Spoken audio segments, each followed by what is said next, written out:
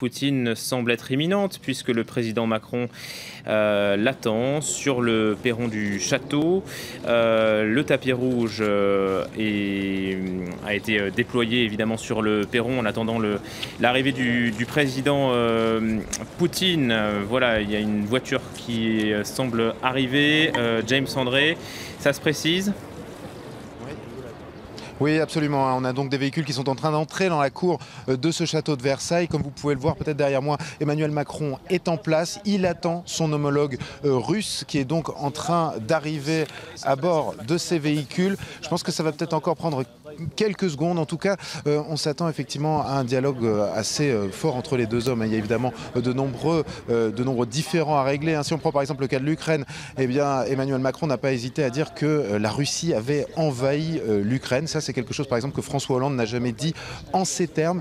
Il y a donc une véritable divergence entre les deux pays. Et au même moment, il faut le rappeler, il y a eu donc ce G7 avec la présence de Donald Trump qui a amené Angela Merkel à dire qu'il fallait maintenant que l'Europe prenne son destin entre ses mains, qu'elle ne pouvait plus compter sur l'Amérique et sur ses alliances. C'est donc un nouveau positionnement qui démarre au niveau européen et il démarre probablement en grande partie aujourd'hui, en tout cas avec cet entretien entre ces deux chefs d'État. Vous voyez arriver donc cette Mercedes limousine dans lequel il y a Vladimir Poutine qui va donc rencontrer immédiatement le président français. Voilà, on va suivre donc cette arrivée de Vladimir Poutine, les deux chefs d'État qui vont s'entretenir pendant une quarantaine de minutes ensuite à Versailles. Absolument, une quarantaine de minutes à un entretien. Je vous en prie, James, allez-y, vous êtes sur place. Voilà, on voit donc cette première poignée de main. On assiste effectivement à cette poignée de main entre ces deux hommes qui se rencontrent pour la première fois physiquement. C'est la première visite d'un chef d'État à Emmanuel Macron. Il ne s'agit pas d'une visite officielle, il s'agit bien d'une visite de travail. Mais très clairement, c'est un moment très très important. Et donc Emmanuel Macron qui a choisi ce château de Versailles.